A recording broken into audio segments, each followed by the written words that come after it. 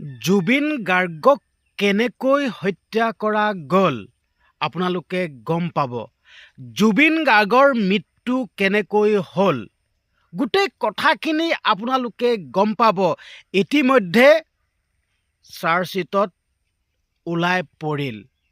চাৰ্জশ্বিটত এনে কিছুমান কথা লিখা আছে আৰু সেই কথাকেইটা আপোনালোকে যদি গম পায় নহয়, আপোনালোকৰ চকু কপালত উঠিব, ভাবিবলৈ বাধ্য হ'ব।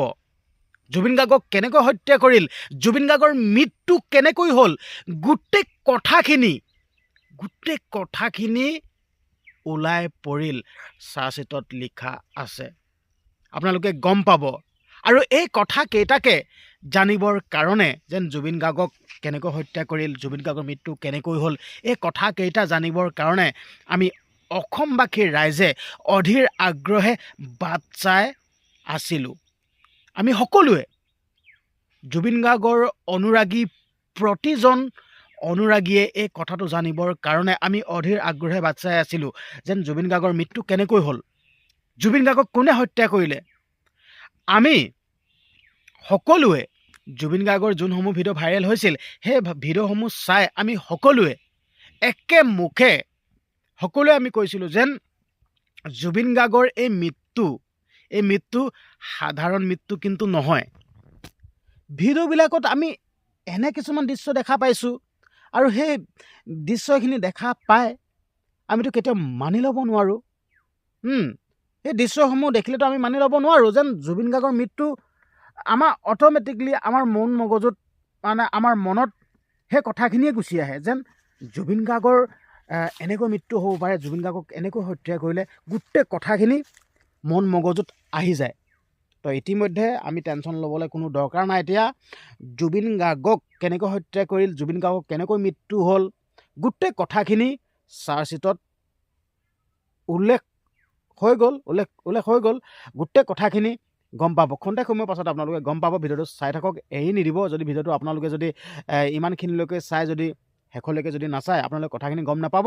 আপোনালোকে গোটেই কথাখিনি জানিবৰ কাৰণে আপোনালোকে ভিডিঅ'টো চাই থাকিব লাগিব। ইতিমধ্যে গোটেই কথাখিনি ওলাই পৰিল, আমি এতিয়া গম পাম। আৰু এই কথাখিনি গম পাবৰ কাৰণে ভিডিঅ'টো আপোনালোকক শেষলৈকে চাই থাকিবলৈ কৈছোঁ। মই ভিডিঅ'টো মই খন্তেক সময়ৰ পাছতে মই কৈ দিম।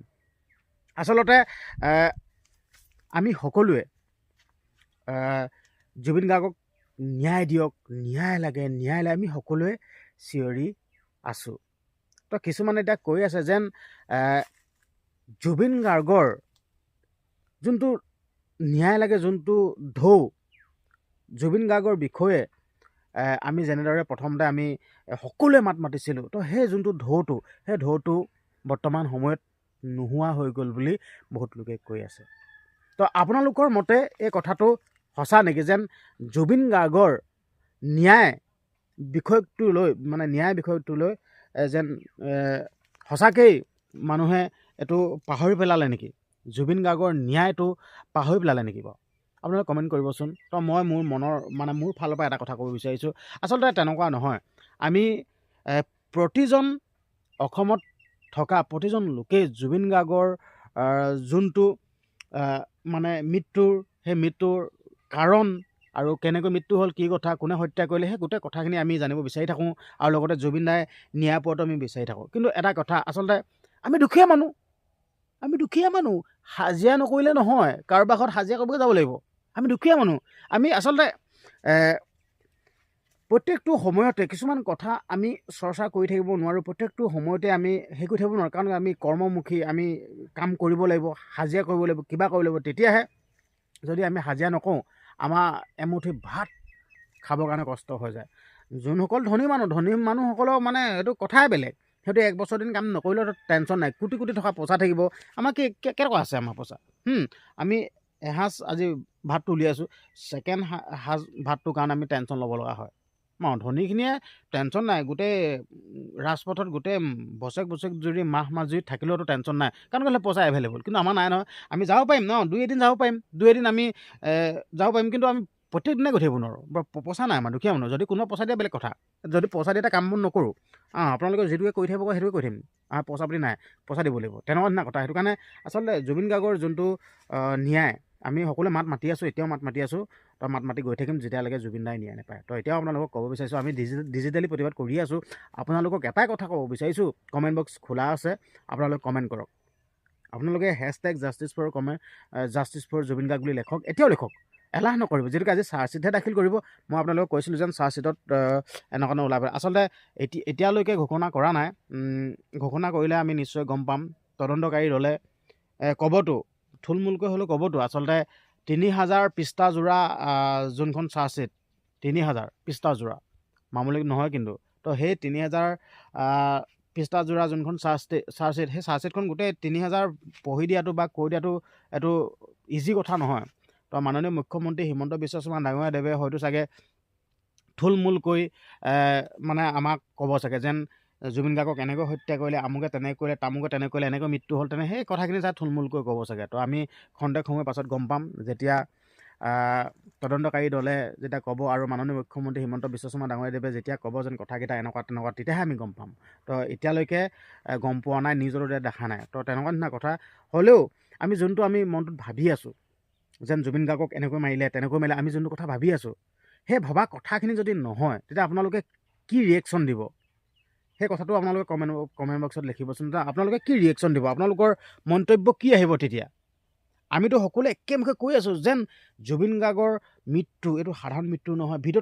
ভিডিঅ'টো আমি দেখি আছিলোঁ, জুবিন গাৰ্গৰ যোনখিনি ভিডিঅ' যেন সাগৰৰ বুকুত যোনখিনি ভিডিঅ' ওলাইছিল, তেতিয়া আমিতো ভিডিঅ'ত দেখি আছোঁ যেন ঠেলি দে কৈছে, ঠেলি দে, লাইফ জেকেট পিন্ধি ল, পাৰিব জুবিন দা পাৰিব। আৰু জুবিন দাও কৈছে যেন হয় মই বহুতক মানে চুইমিং কৰিব শিকাইছোঁ, সাঁতুৰিব শিকাইছোঁ, এনেকুৱা কিছুমান কথা কৈ আছিল। তো আমি সেই ভিডিঅ'খিনি দেখা পাই, যিহেতুকে জুবিন দা মাল খাই আছিল, নিচা হৈ আছিল, তো তেনেকুৱা ধৰণৰ সেই ভিডিঅ'খিনি দেখা পাই আমাৰ মনটোতো অট'মেটিকলি আমাৰ কিছুমান কথা ভাহি আহিলে যেন জুবিন দাৰ মৃত্যুটো সাধাৰণ মৃত্যু নহয়, জুবিন দা এনেকুৱা মৃত্যু হৈছিল, তেনেকুৱা মৃত্যু হ'ল, গোটেই কথাখিনি ভাহি আছিল। যদিহে চাৰ্জশ্বিটত যদি বিপৰীতটো থাকে, তেতিয়া আমাৰ ৰিয়েকশ্যন কি হ'ব বা আপুনি কি ভাবিব, সেই কথাটো আপুনি কমেণ্ট বক্সত লিখিব। আৰু আপোনালোকক কৈছোঁৱেই, জুবিন গাৰ্গৰ মৃত্যু কেনেকৈ, কি হৈছিল, কি নহয়, গোটেই কথাখিনি চাৰ্জশ্বিটত উল্লেখিত হৈ আছে। চাৰ্জশ্বিটখন যেতিয়া দাখিল কৰিব তেতিয়া আমি গম পাম। আমি অলপ অপেক্ষা কৰিব লাগিব। আজিৰ দিনটো এটা অসমবাসী ৰাইজৰ কাৰণে বহুত এটা ইম্পৰ্টেণ্ট দিন, ঠিক আছে, এটা গুৰুত্বপূৰ্ণ দিন। তো এই দিনটোৰ কথা সকলোৰে মনত থাকি যাব। তেনেকুৱা ধৰণৰ কথা। আচলতে জুবিন গাৰ্গৰ মৃত্যু কেনেকৈ হৈছিল, কি কথা, এই গোটেই বস্তুটো আমি গম পাম, ঠিক আছে। কিন্তু হ'লেও যোনটো আইনী প্ৰক্ৰিয়াটো কিন্তু শেষ হৈ নাযায়। আচলতে এনেকুৱা ধৰণৰ কথা, যিহেতুকে পুলিচে জুবিন গাৰ্গৰ লগত কি হৈছিল, মানে যোনখিনি প্ৰমাণ, সেই প্ৰমাণখিনি আজি ছাবমিট কৰিব, মানে কোৰ্টত ছাবমিট কৰিব। মানে আচলতে এইটো কেছটো চলি থাকিব। এইটো কেছটো কিমান দিন লাগিব, কি কথা গম নাপাওঁ। এইটো কেছটো এইটো মানে চলি থাকিব। তো তেনেকুৱা কথা, মুঠতে চাৰ্জশ্বিটটো ওলাব যেন কি হৈছিল, কি নাহোৱা। তো আমি খন্তেক সময় পাছত গম পাম। আপোনালোকে ভিডিঅ'টো চালে ইমান পৰে আপোনালোকে গম পাব, নিউজত ওলাবই। আৰু নিউজত ওলোৱাৰ লগে লগে মই ভিডিঅ' প্ৰস্তুত কৰিমেই। তো সেইটো কাৰণে আপোনালোকক অনুৰোধ কৰিছোঁ, চেনেলটো যদি ছাবস্ক্ৰাইব কৰা নাই, চেনেলটো ছাবস্ক্ৰাইব কৰি থ'ব, ভিডিঅ'টো শ্বেয়াৰ কৰি দিব, আৰু আপোনালোকৰ মন্তব্য কমেণ্ট বক্সত দি যাব। ধন্যবাদ।